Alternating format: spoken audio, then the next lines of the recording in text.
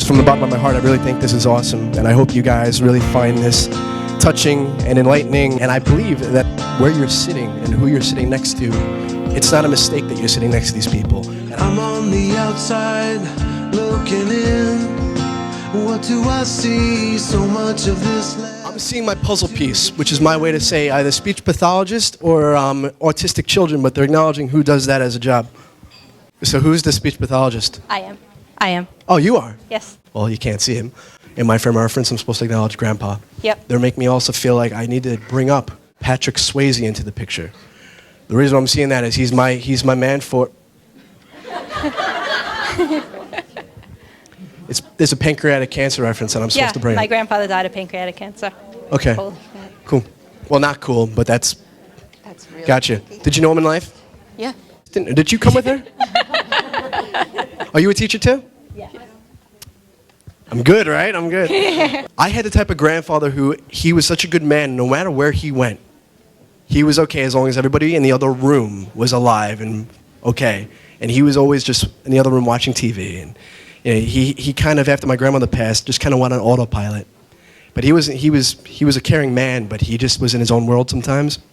Your grandfather comes up in that same light. We can't say a bad thing about him. But getting him to hold like a captive audience like this is something that I would not think he would be able to do or pull off effectively. He's making me feel like only because you're here, he wants to put himself on the spot to say he's okay. He's also making me feel like this must have claimed him like I know pancreatic cancer claims people like this, very quick and sudden. Making me feel like he's not afraid to pass.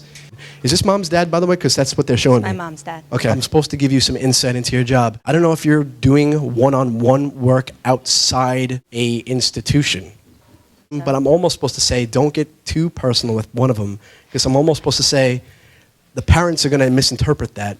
It's actually going to be to your disadvantage. You remind me a lot like me. Almost you become so emotionally invested in something that it's almost hard to not obsess with it. Grandpa's making me feel like you're going to struggle with that immensely. But you have to use this as a way of saying, hey, you told me.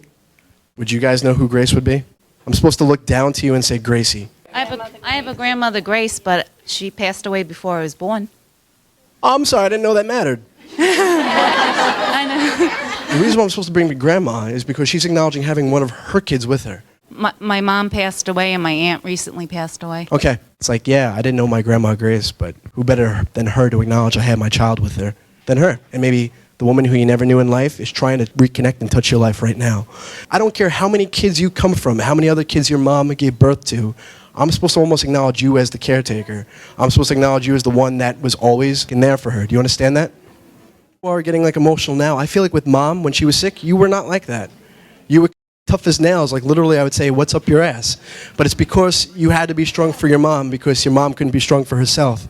I hope you take this moment to not feel like you have any responsibility, that the hardest part's over and that you can just learn from that. And I hope you feel like almost like your mom and your relationship with her evolved because of what she went through, where it's almost like she unselfishly went through that just so you and her could be better. She's made me feel like, thank you so much. Over at this table, I'm picking up the name of Jean or Jeannie or Janine. Yes, Janine. She's my daughter. That's your daughter? Yes. She's still here? Yes. Okay. Are you into garage sales? Oh, God. I'm supposed to have you open the penny saver and look at the next yard sale. We were going to have a garage sale. Janine wants to have a garage sale. Did she just tell you that? Yeah. So like when April or when it gets nicer out, we're going to put all the stuff on the yard? Yeah. Well, We're about it today. You're just talking about it today? Yes. I'm seeing Joe DiMaggio. You know, My father pretended he used to know Joe Jumpin' Joe DiMaggio? Yeah. I'm also supposed to say, I don't know if he got married, and he missed that too, but he's making me feel like, talk about like the walking down the aisle. I guarantee you, this is not me being psychic, you must have somehow acknowledged your father at the wedding. Yes. That's just what I think you would do. But he's actually making me feel like in the most awkward of ways. So I don't know if literally you played the song that you wanted to dance to him with, and you danced by yourself, or you danced with your father-in-law, but he's making me feel like he heard the music, and he was right there. You're gonna make me cry.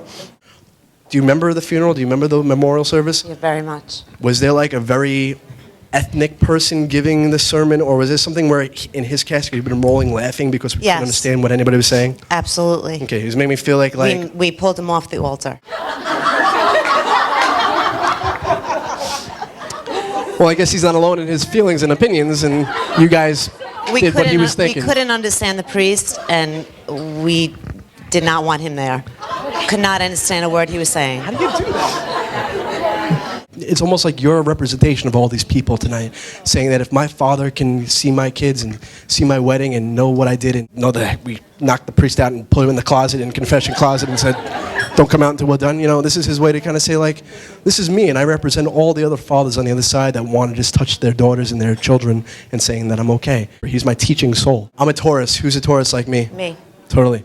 Please know that, 2 months from now, happy birthday from your dad, okay? And he's a Taurus. He's a Taurus too? My condolences for your Thank father's you. passing, but you're fine. For